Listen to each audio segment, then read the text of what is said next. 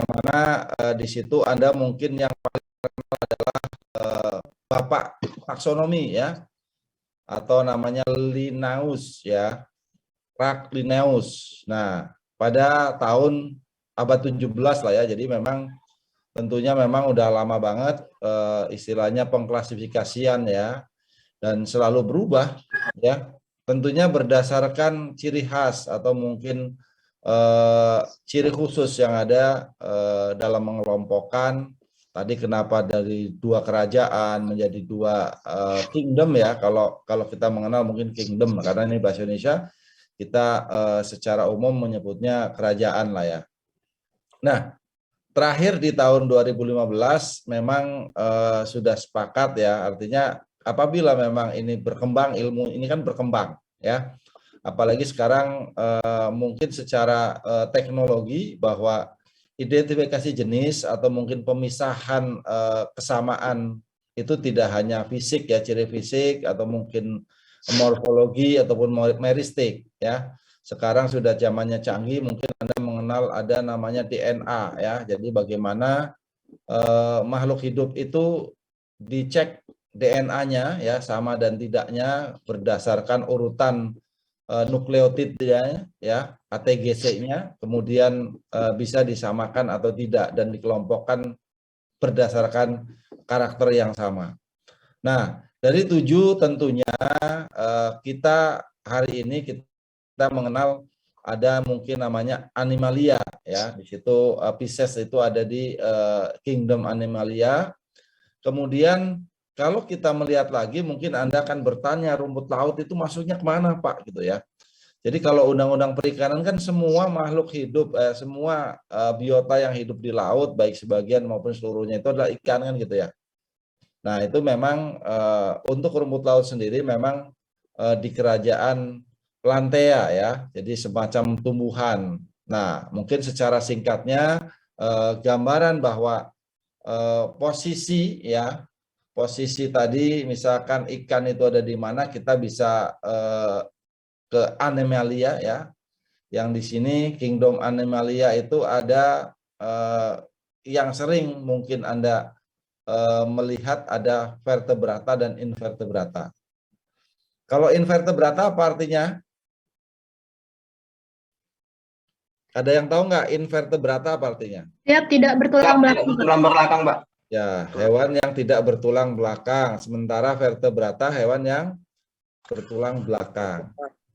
Nah, jadi karena ini bahasanya adalah bahasa Yunani ya, atau mungkin bahasa Latin, orang menyebutnya memang kalau kayak lidah saya, lidahnya mungkin orang Jawa gitu kan, mungkin sering keplintut ya, Echinodermata kan gitu ya. Kemudian Arthropoda, Nematoda. Jadi tentunya harus sering menyebut ya, karena penyebutan nama Latin ini kita di orang perikanan tentunya sering ya.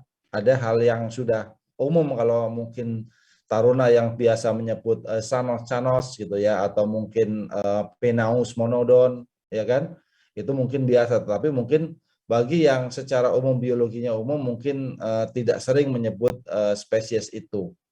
Nah, posisi biota yang ada di aquaculture ya, ini memang tidak hanya di chordata ya, tetapi ada di Arthropoda, ada di Echinodermata, ada di Mollusca. Nah, Arthropoda, chordata, Mollusca sendiri itu penamaan ya, penamaan sesuai dengan ciri fisiknya ya.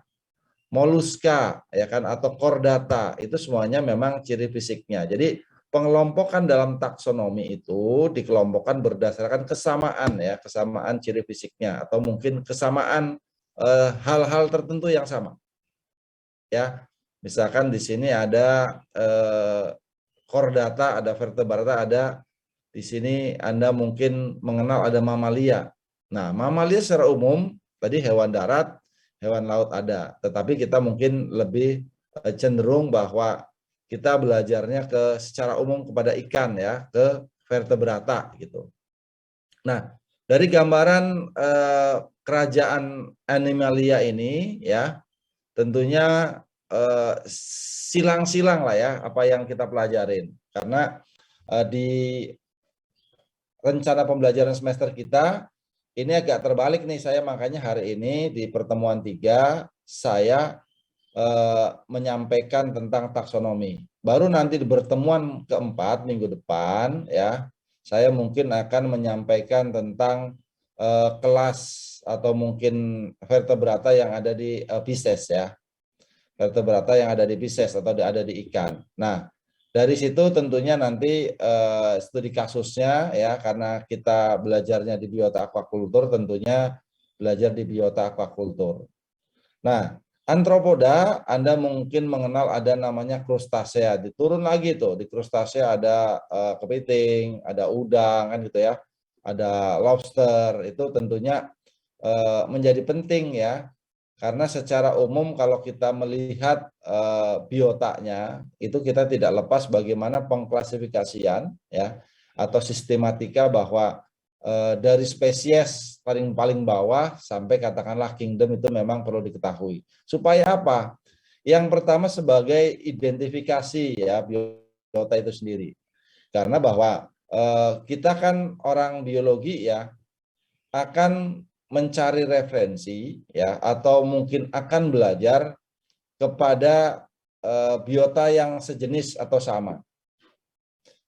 Sebagai contoh, kita melakukan budidaya udang ya. Kemudian kita melakukan pembenihan udang, melakukan pemijahan udang. Nah, bagaimana udang bereproduksi? Tentunya referensi yang ada kita akan mengetahui dari biota itu yang akan kita lakukan pemijahan. Misalkan udang faname ya, udang faname dari kematangan gonadnya ukuran berapa, umur berapa, itu secara referensi kita harus ketahui. Ternyata memang ini merupakan biota baru misalkan. Nah, tentunya kita akan belajar kepada yang satu genus ya. Yang penaus secara umum yang sudah ada ya. Nanti kalau di penaus tidak ada, kita naik lagi kepada film gitu. Jadi tentunya ada tingkatan-tingkatan, ini tidak bisa disamakan. Artinya berbeda genus itu ya kita sama ya, tidak ya. Artinya dalam satu genus ini sebagai orang aquacultur tentunya sebagai tahapan ya untuk melakukan pemijahan, melakukan kajian budidaya tentunya berdasarkan informasi klasifikasi maupun taksonomi. Nah, kalau melihat perkembangan taksonomi jelas ya adalah bagian daripada ilmu-ilmu yang ada di biologi ya. Kemudian para ahli menyusun kelompok-kelompok ya. Kemudian membuat tingkatan-tingkatan, mana tingkatannya yang setara, mana yang tidak. Nah, dari tingkatan itu tentunya dilihat dari perbedaan karakter ya atau ciri pembeda. Tadi misalkan kalau tumbuhan ya, Plantea ya akan dikelompokkan dengan tumbuhan. Animalia akan dikelompokkan dengan animalia. Turunlah ke bawah katakanlah sampai spesies ya. Jadi di spesies sendiri itu merupakan turunan yang paling rendah ya di klasifikasi. Belum lagi memang ada ya, Dek. Jadi ada nanti di spesies itu ada urutannya lagi ya, DNA-nya gitu. Jadi ini memang tidak ada habisnya. Nanti di DNA-nya ada unsur apa lagi ya, kemiripannya gitu. Nah, kemudian dari membedakan tingkat kelompok, kemudian organisme yang ada di tingkat kelompok itu dengan melakukan penerapan ilmu taksonomi ya. Artinya para ahli tentunya membuat keputusan ya, keputusan bahwa oh ya hewan ini setelah dilakukan kajian ya, jadi tidak serta-merta tadi ya, jadi banyak kajiannya. Yang pertama kalau kita melihat secara umum ikan ya, ikan kemarin sudah kita sampaikan ada 3 bagian ikan, yaitu yang pertama kepala, kemudian badan dan Ekor. ekor. Ya. Ekor. Kepala, badan, dan ekor. Kemudian di morfologi sudah dijelaskan belum? Ada sirip, ada sisik. Sudah belum? Sudah, Pak. Sudah. Ada berapa jenis sisik?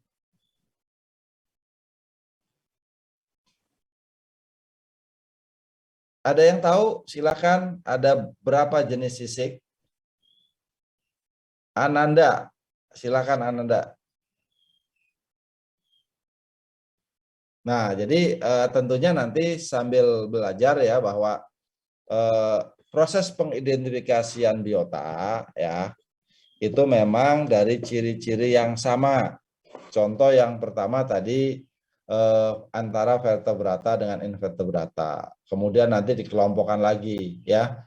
Hewan yang mempunyai rahang ya kan dan tidak mempunyai rahang. Hewan yang mempunyai kerangka lunak dan kerangka tidak lunak. Itu jadi pengelompokannya sampai ke bawah sampai kesamaannya itu putus lah ya.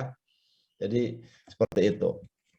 Nah, kalau melihat definisi daripada taksonomi dan sistematika, yang pertama bahwa taksonomi adalah ya itu teori dan praktek klasifikasi organisme, sedangkan sistematika adalah ilmu tentang keragaman organisme. Kalau taksonomi itu teori dan prakteknya pengklasifikasiannya. Tetapi kalau sistematika itu adalah ilmu tentang keanekaragamannya ya. Jadi taksonomi itu berasal dari kata Yunani ya. Ya artinya kelompokan berdasarkan aturan atau kesamaan ya. Ilmu mengelompokkan berdasarkan hal tertentu tadi. Hal tertentunya apa? Kesamaan. Kemudian kalau sistematika ya itu adalah kajian ilmiah tentang bermacam-macam organisme ya dan keanekaragamannya serta hubungannya dengan biologi di antara mereka. Nah, secara sistematika tadi kalau singkatnya ya itu adalah ilmu tentang keanekaragaman. Nah, di sistematika butuh taksonomi ya karena tadi bagaimana untuk melihat keragaman tadi ya itu tentunya di prosesnya di secara teori maupun praktek dilakukan pengklasifikasian. Ya, jadi taksonomi dan sistematika memang saling berhubungan ya. Tentunya taksonomi dulu baru nanti muncul sistematika. Nah, ini secara luas ya masing-masing ahli berbeda-beda. Ini pentingnya mungkin kalimat inti bahwa taksonomi itu terdiri dari kalimat taksis ya, kelompok dan nomos ya atau aturan. Nah, jadi pengelompokan berdasarkan aturan yang memang kita bisa simpulkan bahwa taksonomi adalah ilmu pengelompokan berdasarkan aturan. Pengelompokan apa? Berarti pengelompokan organisme kan gitu. Nah, sementara kalau sistematika itu adalah ilmu tentang keanekaragaman. Artinya tadi setelah tadi dikelompokkan kan ada beberapa kelompok-kelompok. Keanekaragamannya itulah yang memang dilihat bagaimana perbedaannya, bagaimana kelompoknya juga. Nah, jadi kalau berbicara sejarah, tentunya dari awal kita mengenalnya adalah namanya Carolus Linnaeus, ya.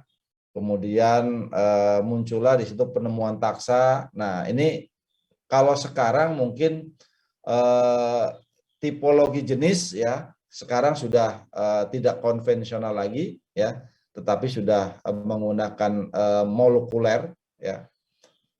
Kemudian beberapa ahli nih kalau dari data yang ada ternyata menemukan di Indonesia sendiri ada lebih dari 4.000 jenis ikan laut ya. Ini di perairan Indomalaya, berarti Indomalaya itu yang berbatasan dengan Malaysia ya.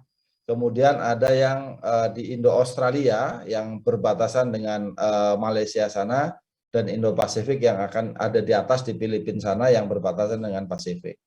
Itu totalnya lebih dari 4.000 jenis ya. Ini data tahun 2020 ya. Tentunya semakin ke sini ya, itu semakin berkembang ya, apalagi tadi dengan adanya molekuler. Nah, kalau perkembangan di Indonesia sendiri memang tidak lepas dari proses prakolonial ya. Di abad ke-16, kemudian di periode kolonial ya dari abad 17 sampai Indonesia merdeka ya tahun abad 19 kan gitu ya.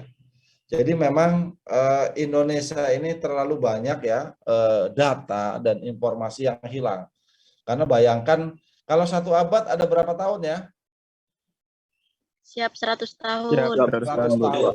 Pak. Jadi ada yang delaynya kita itu dari abad 16 sampai abad ke-19 ya. Jadi ada 300 tahun yang betul-betul kita memang sedikit kehilangan informasi ya. Ada beberapa tetapi memang inilah yang membuat ya sebetulnya biota kita banyak ya. Kemudian catatan kita pada eranya zaman kerajaan itu kan mungkin secara teknologi mungkin mereka belum banyak ya, belum banyak mengumpulkan dibanding dengan para kolonial atau mungkin tadi Carolinus ya. Jadi sudah mulai bahkan mereka itu kalau Belanda mungkin Anda pernah dengar Belanda, kemudian Portugis, mereka bahwa misinya tidak hanya menjajah, tetapi mereka memang akan ada kajian ilmiah ya.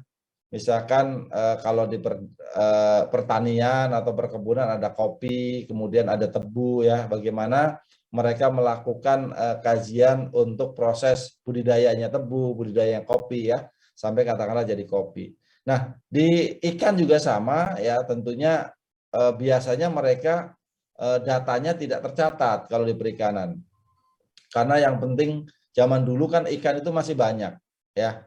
Jadi sesuatu yang masih banyak, sesuatu yang memang membuat kita terlena karena sesuatu yang masih lebih. Ya, jadi pentingnya tentunya konservasi ya. Konservasi melalui apa? Yang pertama, konservasi untuk meningkatkan stok yang ada. Kemudian setelah stoknya yang ada, konservasi melakukan budidaya. Itu artinya supaya tidak tergantung kepada stok yang ada dan supaya tidak mengganggu stok yang ada. Nah, di tahapan sejarah ilmu taksonomi di Indonesia ini memang tidak banyak ahli atau mungkin taksonom kita ya. Dan sampai saat ini taksonom Indonesia itu tidak banyak, kembali lagi karena mungkin ilmunya tadi atau ahli taksonominya mungkin tidak tertarik ya. Karena harus detail di laboratorium, walaupun memang tidak selamanya di laboratorium gitu. Nah, kemudian kalau melihat tadi perkembangan teknologi bahwa di abad 2020-an ya, atau tahun abad ke-20 itu sudah berbeda nih. Kalau tadi konvensional, sekarang sudah menggunakan berbasis molekuler tadi dengan melihat DNA-nya, kemudian kesamaan sekuennya. Dan sekarang kalau Anda mungkin tahu namanya adalah eDNA. Ada yang tahu eDNA apa? Jadi nanti supaya Anda tahu, nanti Anda coba cari ya. Jadi tugas Anda adalah mencari environmental DNA ya. Environmental atau lingkungan ya. Jadi eDNA itu tentunya tolong pelajari ya secara singkat ya. Kemudian diringkas ya. Apa itu eDNA? Oke, itu jadi yang pertama. Nah, eDNA ini tentunya menganalisisnya berdasarkan habitat saja. Jadi airnya diambil, kemudian nanti di sequencing ya. Jadi nanti tahapannya ini saya mungkin sekilas saja berceritanya, tetapi silakan Anda nanti clue-nya udah saya sampaikan, berarti eDNA pada ikan gitu ya. Nanti cari banyak sekali supaya menjadi aktif ya. Nah, kemudian kalau melihat taksonomi itu kira-kira fungsinya untuk apa? Ya, ini saya memisahkan antara taksonomi secara umum ya, dan saya membuat rincian ataupun mencari referensi bahwa nilai dan manfaat taksonomi untuk ikan. Yang pertama bahwa hubungan taksonomi dan pemahaman baru ya terhadap nilai keragaman ya, nilai keragaman. Kenapa? Karena dengan kita mengetahui ya, mengetahui ada taksonomi, ada organisme yang baru, ada spesies yang baru, kita jadi tahu ya bagaimana cara mencarinya. Kita jadi ada upaya ya. Jadi karena ada ilmu baru, ada informasi baru. Jadi taksonomi itu merupakan sesuatu yang baru yang akan dicari ya. Tidak berhenti sampai sekarang, tetapi makin ke sini makin tentunya pemahaman baru yang berbeda-beda. Tadi berceritanya sejarah ya dari katakanlah abad 16, kemudian abad 2000 kita juga sudah bisa pakai, dan abad 2021 tadi ya, abad 21 kita sudah ada ya, mungkin walaupun mungkin terbatas. Bagaimana eDNA itu bisa dianalisis dengan menggunakan katakanlah alat tertentu yang ada di kita tidak banyak. Kemudian taksonomi ini tidak bisa diklaim oleh satu negara ya, tetapi taksonomi itu adalah ada semacam organisasi ya, organisasi yang bersepakat ya secara internasional bahwa taksonomi itu harus dideklar gitu ya, nggak boleh disembunyikan. Nah, dideklar, diujinya tentunya tadi saya secara singkat tadi sudah chat ya. Mungkin Anda nanti bisa mengakses namanya FISBase ya.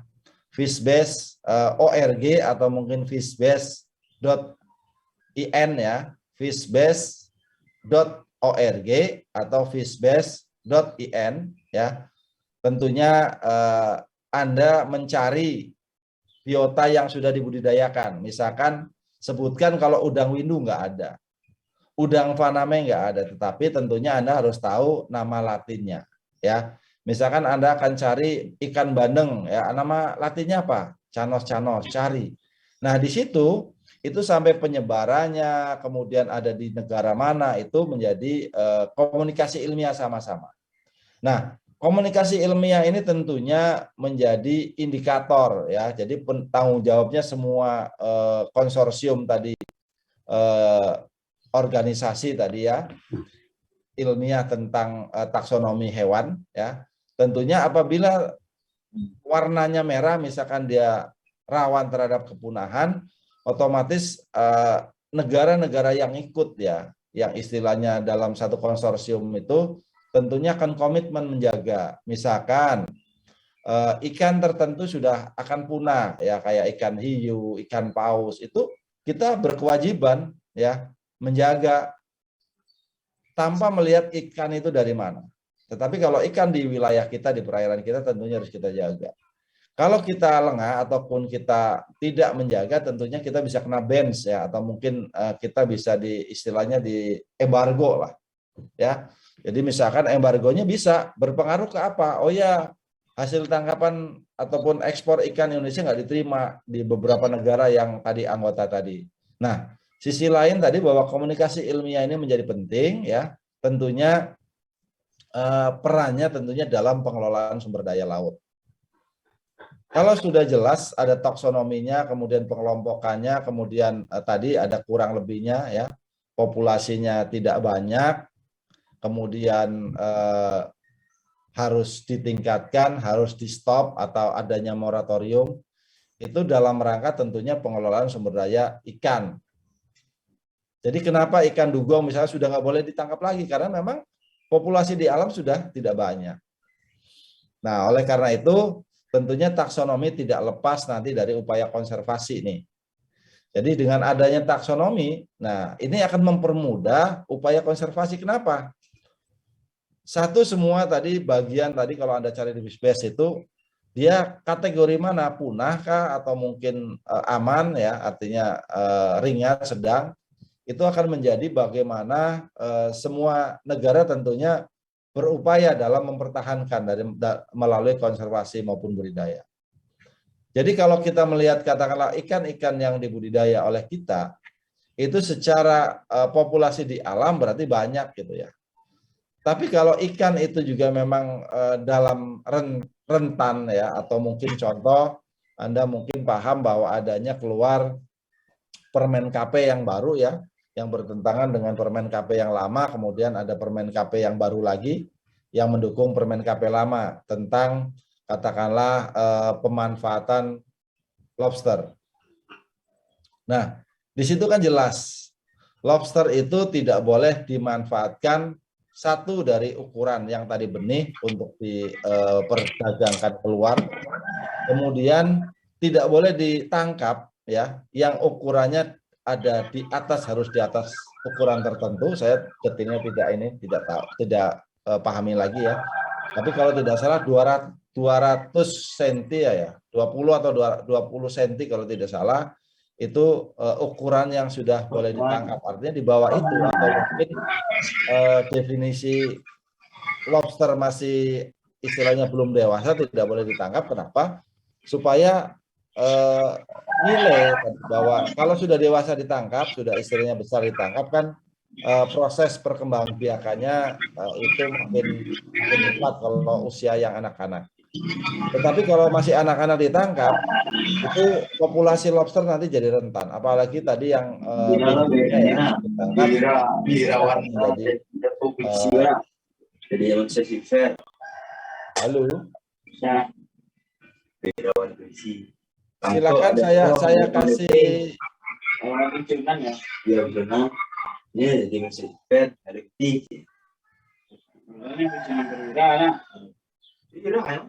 Dea, Nia, silakan di anu ya, di apa namanya di oke.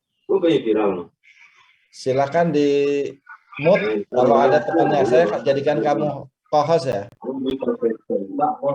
Oke, nah itulah nilai dan manfaat taksonomi. Kemudian kita tadi berbicara tentang invertebrata dan vertebrata. Tadi sudah dijelaskan bahwa ikan itu adalah vertebrata, tetapi kita tidak lepas kita akan belajar antropoda, kemudian moluska ya, dan echinodermata. Untuk nematimeltis ya, itu kita tidak belajar tentang cacing-cacing laut ya, tetapi memang fokus nanti untuk budidaya lebih ke moluska, antropoda, dan echinodermata. Kemudian di vertebrata ya, kita mungkin banyak belajar juga di Pisces ya. Jadi Pisces itu tentunya di materi kuliah nanti ada 3 kelas yang akan kita pelajari ya. Kemudian kalau kita melihat ada 7 hierarki secara umum ya. Tadi di sistematika tadi Anda akan membagi 7 hierarkinya. Yang paling tinggi tadi adalah kingdom, tadi kalau animalia, kemudian ada filum ya, ada kelas, ada ordo, ada famili, genus, dan spesies. Nah, berdasarkan referensi tentunya yang ditulis miring itu dari spesies sampai famili saja.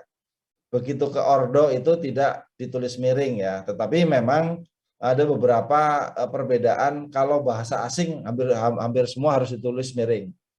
Kemudian spesies itu biasanya didahului dengan yang depan adalah nama genus ya, yang belakangnya adalah nama spesies atau nama inisialnya. Nah, inisial itu bisa berupa nama penemunya atau asal daerahnya. Misalkan Anda mungkin pernah mendengar namanya Penaus japonicus. Apa itu Penaus japonicus? Ada yang tahu nggak? Atau mungkin Penaus ataupun Letopanus paname, apa itu artinya? Udang, Pak. Ya, Pak, udang Paname. Udang Paname. Litopaneus Paname. Artinya? Kalau Litopaneus Paname itu udang Paname. Kalau Marsupeneus itu udang kuruma, Pak. Ya. Jadi mau Litopenaus mau Penaus itu adalah genusnya tadi udang ya. Tetapi kalau sudah ke Penaus Paname artinya adalah Penaus yang berasal dari Panama. Tahu Panama nggak? Di Amerika Latin sana. Kemudian tadi ada Penaus japonicus ya. Jadi memang Penaus yang berasal dari Jepang atau di lingkungan Jepang. Nah, ini memang ada karakter tadi. Karakter memang tadi berdasarkan konsorsium tadi taksonomi boleh terdeteksi bahwa itu ditemukan pertama bisa di Jepang. Kemudian bisa berbeda lagi ya. Jadi ciri khasnya di Jepang dengan ciri khas di India atau mungkin di sekitar Indonesia kita menyebut menjadi Penaus indicus ya. Itu berbeda-beda. Kemudian ada juga yang penamaan spesies ya dengan nama penemu atau penghargaan penemu. Misalkan ada di situ ada Penaus Ahyong misalkan, karena penemunya adalah Ahyong misalkan. dan lain-lain. Ini disepakatin, tetapi tidak bisa diklaim oleh secara pribadi, harus dibuktikan secara ilmiah. Nah, dari 7 hierarki ini biasanya kalau di kegiatan budidaya kita akan tahu ya. Yang paling rendah adalah spesies. Artinya kalau kita mau membandingkan sesuatu itu apple to apple, spesies dengan spesies. Kalau sudah tidak ada yang kita bahas lagi spesies antar spesies, naik lagi ke genus ya. Genus ya, dalam satu genus tadi, dalam Penaeus itu genus Penaeus itu banyak banget ya. Spesiesnya banyak banget gitu. Nah, itu tentunya nanti sambil Anda tadi lihat tadi ada namanya fish base ya. Ada yang tahu fish base belum? Ada yang pernah buka belum? Saya rasa kayaknya belum ya, tapi sambil dilihat. Jadi carilah biota yang budidaya tadi, misalkan ini sebagai contoh saya mau buka canos-canos ya. Jadi di sini ikan bandeng secara umum kalau di nama daerahnya tadi ada nama ikan bolu, ikan mulo ya. Kemudian kalau secara internasional nama internasional name-nya ada milfish ya. Karena dia bentuk dagingnya atau rasa dagingnya itu seperti susu lah, seolah-olah kayaknya ada rasa-rasa susunya.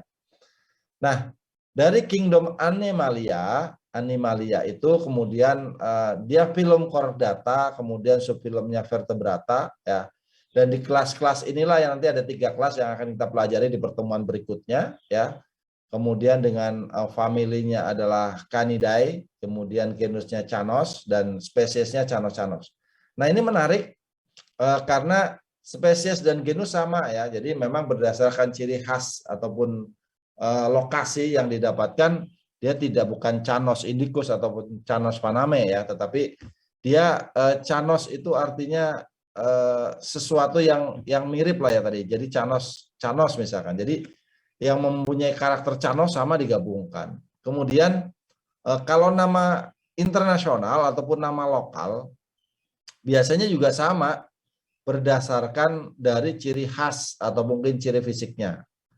Di beberapa daerah mungkin kalau udang windu ada yang menyebut udang tiger fish ya gitu ya. Kenapa dinamakan tiger shrimp? Kenapa dinamakan tiger shrimp? Karena dia bentuknya belang-belang seperti macan ya, atau seperti harimau. Nah, itulah memang bukan kesepakatan sih ya, tetapi memang sudah menjadi umum, penamaan umum tadi. Kemudian kalau ikan katakanlah kerapu ya, itu juga ada nama dagangnya, ada nama lokalnya. Jadi ikan-ikan budidaya secara umum itu biasanya sudah ada nama internasional atau nama dagangnya dan juga nama lokal ya, karena masing-masing daerah berbeda-beda penyebutannya. Nah, kalau di udang tadi dari 7 tadi ya, ini memang berbeda-beda juga tadi. Kingdomnya sama Animalia, tetapi filumnya adalah Arthropoda ya. Kemudian di sini di genusnya banyak tadi. Kalau Penaeus, kemudian ada Lithopenaeus, ada yang udang-udang lain, ada yang udang cakrek ya, Harpeosquilla, dan ada Macrobarsium udang apa? Galah ya, dan lain-lain, termasuk ada udang karidina yang kecil-kecil. Nah, dari film yang berbeda tadi tentu definisi tadi antara Pisces kemudian Arthropoda juga memang berbeda-beda. Kemudian kalau Anda mungkin akan bertanya, Pak, rumput laut itu masuknya mana gitu ya. Jadi rumput laut itu kan secara umum adalah platea ya, atau mungkin tanaman. Nah, dia pembagian karena dia merupakan tanaman ya, tetapi memang di sisi lain ada orang yang nyebutnya bukan tanaman murni karena dia tidak tidak menghasilkan fotosintesa misalkan. Nah, di rumput laut tentunya berbeda ya kalau dengan yang biologi secara umum di hewan ya. Tapi di rumput laut ini berdasarkan banyak banget ya, jadi banyak sekali alga atau baik makroalga maupun mikroalga ya yang ada di dunia ini, artinya melebihi dari jumlah ikan tadi. Nah, pengklasifikasiannya tentunya memang ini berdasarkan fish base atau berdasarkan kesamaan DNA tadi. Karena kalau alga itu kan sulit ya untuk proses istilahnya identifikasinya, harus menggunakan mikroskop kalau yang mikroalga. Kalau yang alga besar atau makroalga mungkin masih dimungkinkan mudah ya. Jadi pembagiannya di situ ada alga berdasarkan warna ya, ada chlorophyta, ada cyanophyta gitu. Jadi alga sendiri memang merupakan bagian daripada ikan kalau di perikanan ini. Walaupun memang dia bukan ikan ya, tetapi memang ini penting di aquaculture ternyata bahwa Anda nanti belajar apa itu ulva, apa itu gracilia, apa itu cotoni, apa itu capapicus gitu ya. Ini memang dari total beberapa spesies yang ada, memang tidak semua mampu dibudidayakan. Tetapi dari sini kita akan tahu spesies Eusema cotoni ya ternyata sama ya familinya, tetapi dia ada subgenus atau genus yang berbeda. Yang pertama ada Eusema, genus Eusema dan genus Capapicus misalkan. Nah, dari genus Capapicus kenapa disebut genus Capapicus? Sementara yang satunya adalah genus Eusema.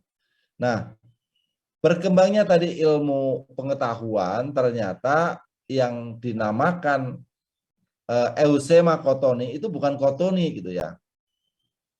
Dia lebih ke kappa karena dia menghasilkan kappa iota ya. Jadi kenapa dikelompokkan tadi ya, dikelompokkan.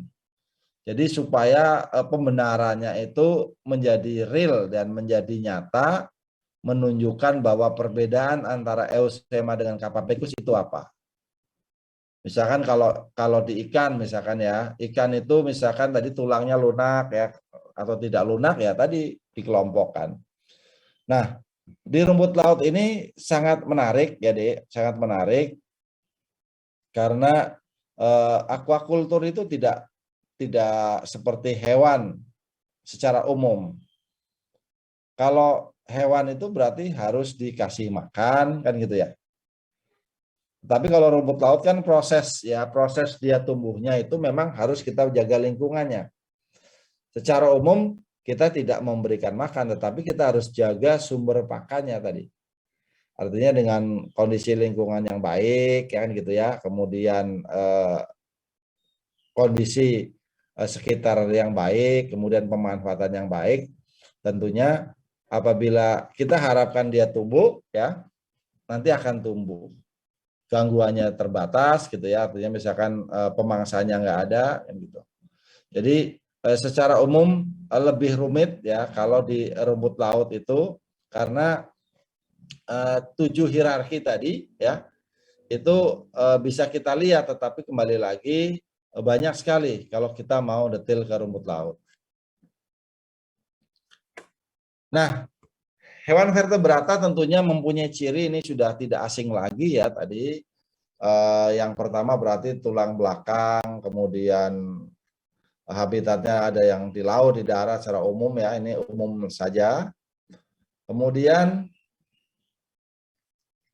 yang menjadi penting biasanya vertebrata memiliki sepasang telinga ya kan, umumnya juga memiliki sepasang mata gitu. Nah, untuk reproduksinya ini memang beberapa secara seksual, kemudian jenis kelamin terpisah gitu ya. Jadi ini secara umum saja.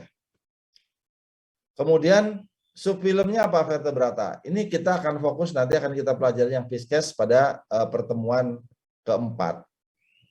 Nah, sementara ikan itu apa gitu ya? Jadi definisi ikan kan kemarin sudah disampaikan ya, ikan hewan akuatik, kemudian otaknya terbungkus kranium ya, kemudian darahnya itu mengalir dari jantung ke insang. Nah, ikan itu mungkin orang menyebut ada hewan berdarah dingin misalkan, karena dia suhu tubuhnya ya, suhu tubuhnya tentunya akan menyamakan juga suhu tubuh yang ada di lingkungan. Kemudian karena tadi penting juga Anda belajar bagaimana tipe-tipe sisik tadi ya. Karena bahwa ikan itu tentunya sisiknya bermacam-macam. Kemudian di sini tadi proses perkembangbiakannya secara seksual ya. Tapi ada sebagian juga yang bertelur kan gitu ya.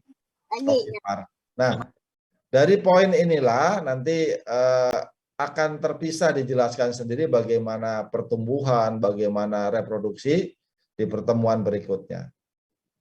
Kemudian inilah yang golongan 3 ini yang nanti minggu depan kita bahas adalah kelas Agnatha, kemudian kelas Chondrichthyes dan kelas Osteichthyes. Ya, jadi nanti masuknya kemana? Misalkan ikan hiu, ya. Kemudian ada sidat, itu nanti minggu depan. Ya, jadi saya rasa menjadi perhatian untuk minggu depan karena kita sudah mulai praktek detail. Ya, mudah-mudahan saya bisa mensimulasikan bagaimana baik gambar maupun video nanti untuk mensimulasikan kelas apa ikan itu. Nah, jadi ternyata penting sekali ya tadi kalau kita melakukan identifikasi ya ada kepentingan dalam pengamanan sumber daya. Yang pertama bahwa kalau identifikasi sudah jenis ya ataupun biota, yang pertama mengurangi resiko ya atau mungkin lalu lintas tadi karena kalau kita tidak tahu jenis yang ada di Indonesia ya bahwa itu adalah ikan asli kita, ya tentunya merupakan kerugian karena tadi bisa dicuri oleh orang lain, ya. Sementara bahwa kalau ikan endemik, ikan asli itu biasanya ciri khasnya ya, Pak, khasnya misalkan di rawa gitu ya. Jadi mungkin tidak serta-merta kalau di rawa di luar katakanlah wilayah kita bisa hidup dan berkembang biak. Jadi kalau proses identifikasi jenis ini menjadi penting tadi di sisi lain tadi ada taksonomi, ada sistematika, tetapi sisi lain penting sekali dalam rangka istilah perlindungan biota itu sendiri. Yang kedua ya penting tadi kalau orang budidaya ini makanya saya sampaikan orang budidaya itu identifikasi jenis menjadi penting. Kenapa? Karena kita akan tahu ikan itu hidupnya di dasar, ikan itu hidupnya di atas, kapan dia makannya gitu ya. Jadi dalam ilmu budidaya tentunya identifikasi jenis berkaitan ya pastinya dengan karakter itu ikan itu sendiri. Kemudian kalau di laut ya tentunya dengan adanya identifikasi jenis kita akan tahu kira-kira bahwa ikan tadi punah atau ikan itu posisinya stoknya bagaimana ya, dan kita tentunya akan merekomendasikan bagaimana pengelolaannya ikan itu. Nah, kalau kita melihat keragaman jenis ikan di Indonesia ini sangat banyak ya. Jadi memang ada kalau ikan di dunia itu ada 38.000 jenis ya. Kemudian di Indonesia memang kalau Anda mungkin ada waktu atau mungkin orang-orang Bogor, sekitar Bogor, Anda boleh ya main ke Museum Zoologi Bogor atau mungkin saya rasa mungkin pernah ya Anda bisa melihat koleksi-koleksi spesimen. Nah, ini saya nggak bisa membawa Anda ke laboratorium ataupun museum ya karena kondisinya pandemi tentunya lebih sederhananya nggak usahlah ikan secara umum yang ada di laut, tetapi saya berharap tadi dengan Anda melihat fish base ya ikan yang ada di budidaya, kemudian Anda cari 7 tadi ya dari taksonominya, dari sistematikanya ya 7 hierarki tadi katakanlah sebagai contoh misalkan tadi bandeng ya tulis saja begitu. Jadi masing-masing kalau bisa ada 3 minimal adalah 3 spesies ya. Dan nanti ditulisnya bentuknya Word atau mungkin bentuknya Excel. Nanti saya bikin rumahnya atau mungkin untuk menyetor tugasnya di GCR ya. Nah, kemudian kalau melihat nilai ekonomisnya, ternyata ikan di perairan Indonesia itu cukup banyak. Ya, kalau total semuanya kan ada 36.000. Ya, jadi 36.000. Nah, ini tantangan kita, tantangan bahwa masih banyak yang belum termanfaatkan, ya, masih banyak ikan yang belum bisa dibudidayakan gitu loh ya. Jadi kalau Anda mungkin ada orang Bali nggak? Jembrana, kemudian sekitar apa namanya Buleleng ada? Ada orang Buleleng Singaraja? Halo, dengar suara saya? Tidak, Pak. Oh tidak, oke. Tidak, Jadi, Pak. ya, mungkin Anda pernah dengar bahwa ikan tuna bisa dibudidayakan, iya bisa, ya. Tetapi memang sampai dengan hari ini kendalanya di Bali memang dari tahun 2001, 2003 itu memang sudah melakukan istilah penangkaran dulu. Ikan itu mampu berkembang biak, iya, ya. Tetapi luar biasa, jadi kendalanya jaring yang digunakan ya itu seringkali jaringnya rusak, jadi ikan itu lari lah, kabur lah. Dan sampai hari ini mungkin dari awalnya 2001 2003 itu awalnya kan ada 100 ekor, kemudian sampai hari ini kalau tidak salah tinggal 1 ekor induknya saja.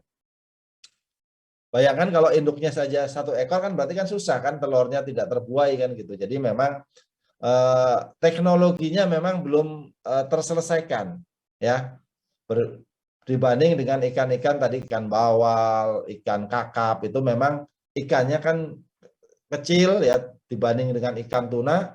Jadi kalau Anda pernah ke Bali atau mungkin Anda pas ke Bali, Anda boleh lihat di Badan Riset Perikanan Laut ya, BRPL Bali sana. Nah, tantangan kita tadi cukup besar, jadi bisa dimungkinkan dari 76 ini nanti akan ada misalkan spesies yang bisa dibudidayakan. Kalau sekarang kan Anda hanya ngikut saja, saya juga ngikut saja. Jadi bagaimana budidaya udang, orang sudah tahu. Oh ya, udang windu, udang faname budidaya seperti ini. Tapi harusnya dituntut tadi dari proses ada identifikasi, kemudian domestikasi, sampai katakanlah Anda membesarkan. Ini tantangan kita ya, jadi tantangan Anda semua. Nah, demikian tentang taksonomi secara singkat ya, karena saya tidak membahas secara detail taksonomi secara umum ya. Saya rasa mudah-mudahan bermanfaat. Ingat tadi tugasnya apa, Tiara? Izin Pak, tadi tugasnya disuruh membuka di Fishbase, terus mencari 3 spesies nama ikan. Ya, lengkap dengan hierarkinya ya. Iya Pak. Oke, yang lain jelas? Siap. Siap.